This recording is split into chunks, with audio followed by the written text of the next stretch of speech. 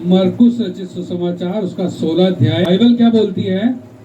यीशु मसीह ने अपने चेलों से क्या कहा? और उसने उनसे कहा, तुम सारे जगत में जाकर सारी सृष्टि के लोगों को सुसमाचार प्रचार करो। हालेलुया। उसने क्या कहा अपने चेलों से? सारे जगत में जाओ। सारा जगत मतलब अराउंड द वर्ल्ड। कहीं भी, किसी भी देश में, किसी भी राज्य में, किसी भी स्टेट में, किसी भी बस्ती में, किसी के भी पास जाओ और सुसमाचार प्रचार करो। इसका फायदा क्या है सुसमाचार प्रचार का? ऐसा उसने यीशु मसीह ने क्यों कहा चेलों को? ये भी कह सकता था, मैंने तुम्हें बचा लिया, तुम्हें बपतिस्मा दे दिया, जाओ खाओ पियो मौज करो, घर जाके सो जाओ। ऐसा भी कह सकता था ना। तो उसने अपने चेलों को काम पे क्यों लगाया? किसी के मन में ये सवाल आया कभी? उसने अपने चेलों को काम पे क्यों लगाया? उसने अपने चेलों को काम पे इसलिए लगाया कि सारी दुनिया में जो गलत गलत काम हो रहे हैं, सारी दुनिया में जो पाप हो रहे हैं, सारी दुनिया में जो भयानक तरीके से लोग बलियां चढ़ा रहे हैं, चोरी कर रहे हैं, चकारी कर रहे हैं, डकैती डाल रहे हैं, उन सबको बचाने के लिए यीशु मसीह ने क्या कहा? जाओ, सारे जगत में जाओ, टिकट कटाओ और चले जाओ। पैसे हैं तो भी ठीक है, नहीं है तो भी विदाउट टिकट चले जाओ। परमेश्वर तुम्हें बचा लेगा और वहां जाके तुम्हारा टिकट का, खाने पीने रहने का इंतजाम कर देगा। और चेले भी ऐसा ही करते थे। वो अपना झोला उठाते थे, लाठी लेते थे और पैदल पैदल चल पड़ते थे। क्योंकि पहले रेलगाड़ी तो होती नहीं थी, हवाई जहाज होता नहीं था, कार मोटर होती नहीं थी, मोटरसाइकिल होती नहीं थी, सब पैदल ही जाते थे। पैदल जाते थे और जहां तक जाते रहते थे, चलते रहते थे और जब गांव आ जाता था रुक जाते थे और वहां जाके सुसमाचार प्रचार करने लगते थे। आज हम अपने आप को, जब हम विश्वासी हो जाते हैं तो हम क्या हो जाते हैं? हम आराम से बैठ जाते हैं। कोई ये नहीं कहता कि भाई मैं परले मोहल्ले में जाके सुसमाचार सुनाऊं। कोई सब्जी वाला जा रहा है, उसको पकड़ के सुसमाचार सुना दूं। चल मैं सौदा लेने अगर उस चिकन वाले की दुकान पे जा रहा हूँ, उसको सुसमाचार सुना दूं, है ना? बनिए के पास जा रहे तो उसको सुसमाचार सुना दूं। कोई नहीं सुनाता, कोई भी नहीं सुनाता। क्यों? मैं बच गया ना, भाड़ में जाए दुनिया। ये पास्टर का काम है, पास्टर अपने आप चिल्ला चिल्ला के बोलता है। लेकिन ये पास्टर का काम नहीं है, ये पूरी कलीसिया का काम है। क्योंकि जो यीशु का चेला है उसका ये काम है। मैं यीशु का चेला हूँ, आप सब यीशु के चेले हो। मेरा ये काम है, मैं 35 किलोमीटर दूर से आपके पास आता हूँ। आपका भी ये काम होना चाहिए कि चल कोई नहीं तो पड़ोस में कोई बहन जा रही है, उसको पकड़ के बातचीत कर लें, उसको सुसमाचार सुनेंगे। उससे क्या फायदा होता है पता है? सबसे बड़ी बात ध्यान से सुनो। जब हम किसी को सुसमाचार सुनाते हैं ना, तो हमारे अंदर एक पवित्र आत्मा काम करता है। एक ऐसा पवित्र आत्मा काम करता है जो हमें सबसे अलग हटा देता है, सब बुराइयों से अलग हटा देता है और हमारे मन के अंदर जो गंदे विचार होते हैं उनको बिठा देता है और हमारे अंदर से अच्छे विचार निकल के मुंह से शब्दों के रूप में सामने वाले के पास जाने लगते हैं। हम अपने आप को कभी नहीं सुधार सकते, ध्यान रखना। अगर मैं अपने आप को चाहूँ ना 50 बार सोचूं मैं सुधर जाऊं, नहीं सुधर सकता। लेकिन जब मैं अपने मन में पूरी तरह से ठान लूंगा कि नहीं, मुझे सुधरना ही है, मुझे ये गलत काम करना ही नहीं है, तो मैं वो गलत काम नहीं करूंगा। और परमेश्वर से बोलूंगा ना, परमेश्वर जब भी मैं गलत काम करने लगूं तो मुझे रोक, तो परमेश्वर रोकेगा और फिर मेरे अंदर से पवित्र आत्मा होके काम करने लगेगा। ये सबके साथ होता है। अगर हम परमेश्वर का सुसमाचार लोगों को सुनाते हैं तो हमारे अंदर ऑटोमेटिक बदलाव आ जाता है, हम खुद ब खुद बदलने लगते हैं। क्यों? क्योंकि यीशु मसीह ने कहा जाओ, सारे जगत में जाओ, घर पे मत बैठो। कलीसिया में आ गए हो ना संडे को, चलो ठीक है, 6 दिन तुम्हारे पास खाली होते हैं, 6 दिन तुम सब्जी भी लेने जाते हो, मटन चिकन भी लेने जाते हो, रिश्तेदारों के पास भी जाते हो, अड़ोसी पड़ोसी में भी जाते हो, मरने में भी जाते हो, गिरने में भी जाते हो, सब जगह जाते हो। सिर्फ 5 मिनट अगर किसी बहन भाई बच्चे को सुसमाचार सुना दिया ना, तो सोचना कि आपका स्वर्ग में सीट पक्की हो गई। ये बहुत बहुत जरूरी है। क्योंकि अगर यीशु मसीह ने अपने चेलों को सुसमाचार नहीं सुनाया होता, उन्होंने हमें नहीं सुनाया होता, हमने दूसरों को नहीं सुनाया होता, तो हम आज यहाँ बैठे ना होते। हम भी अपना मस्त कहीं दारू पी के पड़े होते और कहीं टांग पे टांग चढ़ा के आराम से सो रहे हो, लेकिन हमें किसी ने सुसमाचार सुनाया तो आज हम बच गए, आज हम पाप नहीं करते, आज हमने बपतिस्मा लिया, आज हम लोगों के लिए प्रार्थना करते हैं, है ना। मुझे कभी सपने में भी नहीं आया था कि मैं किसी के लिए प्रार्थना करूंगा, मुझे कभी सपने में भी नहीं आया था कि मैं कभी पास्टर बनूंगा। पास्टर क्या होता है मुझे पता ही नहीं था। सबसे पहले मैं मार्क भैया के साथ, आप ही के साथ में आया था, इनके घर में जो प्रार्थनाएं होती तो मुझे पता ही नहीं था। भैया बोलते थे पॉल भैया कुछ बोलो, तो मुझे समझ ही नहीं आता था क्या बोलूं, क्योंकि मुझे कुछ आता पता ही नहीं। बाइबल पढ़ता था लेकिन बोल ही नहीं पाता था। भैया बोलते थे पॉल भैया आप अच्छे से पढ़ा करो तब आप बोल पाएगा। तो मैं कहता था भैया मुझे क्या करना है बोल के, मैं तो यहाँ आया हूँ वैसे, मैं भी ऐसी टाइम पास करने ही आता था। मैं कहा चल भैया के साथ टाइम पास करने चलता। लेकिन वो टाइम पास कब हमारी जिंदगी बदल गई, बदल गई, बदल गई, और फिर परमेश्वर ने पास्टर बना दिया और आज माइक पकड़ के आपके सामने घंटों घंटों में बोल पाता हूँ। क्यों बोल पाता हूँ? कोई मेरे अंदर कोई इतनी ज्ञान बुद्धि समझ थोड़ी है, कोई मैं कोई ज्यादा वो ज्ञानवान बुद्धिमान हूँ, नहीं। हम प्रार्थना करते हैं तब परमेश्वर हमारे मुंह में शब्द डालता है और हम उस बात को बोल पाते हैं। इसलिए बहुत जरूरी है कि अगर हम दूसरों को बचाएंगे ना तो हम खुद ही बच जाएंगे। आगे पढ़ो क्या लिखा है। विश्वास करने वालों में यह चिन्ह होंगे कि वे मेरे नाम से दुष्टात्मा को निकालेंगे, नई नई भाषा बोलेंगे, सांपों को उठा लेंगे, और यदि वे प्राणनाशक वस्तु भी पी जाएं तो भी उनकी कुछ हानि ना होगी। वे बीमारों पर हाथ रखेंगे और वे चंगे हो जाएंगे। हालेलुया। देखो कितनी मस्त मस्त चीजें इंसान को मिल जाती हैं। जब हम बपतिस्मा लेके परमेश्वर के पीछे चलते हैं तो हम क्या हो जाते हैं? विश्वास करने वाले। हम क्या बन जाते हैं? विश्वासी, है ना। फिर लोग क्या करते हैं? भैया हमारे लिए प्रार्थना करो, भैया हमारे लिए प्रार्थना करो, भैया हमारे लिए प्रार्थना करो, भैया हमारे लिए प्रार्थना। फिर इंसान सबके लिए प्रार्थनाएं करने लगता है ना। उससे पहले कोई प्रार्थना करता है तो काम ही नहीं बनता। क्यों? क्योंकि ना तो वो पवित्र है, ना उसने बपतिस्मा लिया, ना वो यीशु मसीह को जानता है, ना वो कुछ ऐसे काम करता है जिससे कि परमेश्वर उससे खुश हो। लेकिन जब वो बपतिस्मा लेता है, बपतिस्मा लेने के बाद उसके ऊपर पवित्र आत्मा आता है, पवित्र आत्मा लेने के बाद लोगों को सुसमाचार सुनाता है, सुसमाचार सुनाने के बाद कलीसिया में प्रचार करता है, कलीसिया में प्रचार करने के बाद कलीसिया के लोगों को सिखाता है, कलीसिया के लोगों को सिखाता है तो कलीसिया के लोग बाहर जाके प्रचार करते हैं। तब जाके हम शुद्ध हो जाते। तब हमारे अंदर क्या काम करता है? शैतान हमारे अंदर काम करने ही नहीं पाता। तब हमारा क्या काम करता है? पवित्र आत्मा हमारे अंदर काम करता है। और पवित्र आत्मा हमारे अंदर काम करता है तो बाइबल बताती है कि पवित्र आत्मा जब हमारे अंदर काम करेगा तो हमारे अंदर कौन से चिन्ह होंगे? 16 से दोबारा पढ़ो।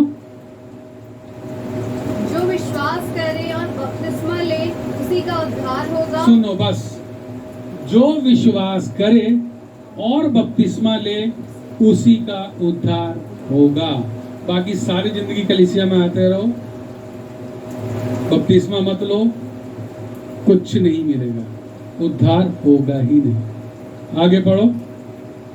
परंतु जो विश्वास ना करेगा वह दोषी ठहराया जाएगा। सबसे बड़ी बात, जो विश्वास ना करेगा।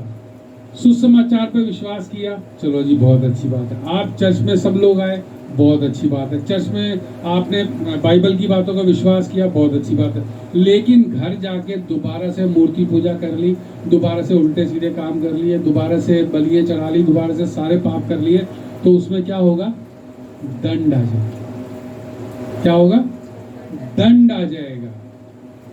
बहुत जबरदस्त वाला दंड आ जाएगा। आसान दंड नहीं आएगा, बहुत ही जबरदस्त वाला दंड आ जाएगा। और क्या होगा आगे? दोषी ठहराया जाएगा। 17वां, विश्वास करने वालों में ये चिन्ह होंगे कि वे मेरे नाम से दुष्टात्माओं को निकालेंगे। हालेलुया। देखो, विश्वास करने वालों में क्या चिन्ह होंगे? वो मेरे नाम से, मतलब यीशु मसीह के नाम से क्या करेंगे? क्या करेंगे? दुष्ट आत्माओं को निकालेंगे। अब सीमा के पति में उस दिन दुष्ट आत्मा आ गई और वो पता नहीं क्या क्या बोले जा रहा था, कहाँ वो अंधेरे में, कहाँ उसका पैर पड़ गया, क्या उसने किया कुछ नहीं पता। वो आके उस दिन लेट गया, ये सब के सब बैठ गए, रोने लगे। तब क्या हुआ? इन्होंने मुझे फोन किया, मैंने इनके लिए प्रार्थना की, परमेश्वर ने उसको चंगा किया। तो यहाँ पे क्या हुआ? चंगाई कहाँ से आई?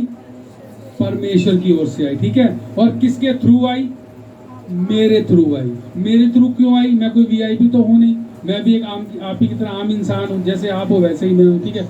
मेरे थ्रू इसलिए आई क्योंकि मैं परमेश्वर की बातों को मानता हूँ, मैं परमेश्वर की आज्ञाओं पर चलने की कोशिश करता हूँ। चलता कोई नहीं है, सबसे गलतियां होती है, मुझसे भी बहुत होती है, लेकिन चलने की कोशिश जब हम करते हैं ना तो हम सावधान हो जाते हैं, चौकन्ने हो जाते हैं, और चौकन्ने होकर जब हम कदम रखते हैं ना तो वो कदम हमारे सही जगह पड़ते हैं। इसलिए इनके पति में जो दुष्ट आत्मा थी वो प्रार्थना के द्वारा निकल गई और इनका पति उस वक्त ठीक हो गया था, है ना। अगर मैंने बपतिस्मा नहीं लिया होता, मेरी जगह कोई और होता, उसको आप फोन करते, वो भी प्रार्थना करता, तो भी दुष्ट आत्मा निकल जाती। क्यों निकल जाती? क्योंकि वो प्रभु के भय में चलने वाला व्यक्ति होता। मैं नहीं होता, कोई और होता, कोई और नहीं होता, कोई और होता, कोई और नहीं होता, कोई ना कोई होता। लेकिन उनमें से आप ही क्यों ना हो, आप ही क्यों ना हो, मैं ये सोचता हूँ। मुझसे पहले भी कोई आता था, उससे पहले भी कोई आता था, उससे पहले भी कोई आता था, सालों से कोई ना कोई आ रहा है। तो अब तक तो आपकी पूरी बस्ती में हर घर में एक पास्टर होना चाहिए था, हर घर में एक पास्टर होना चाहिए था। क्यों नहीं है?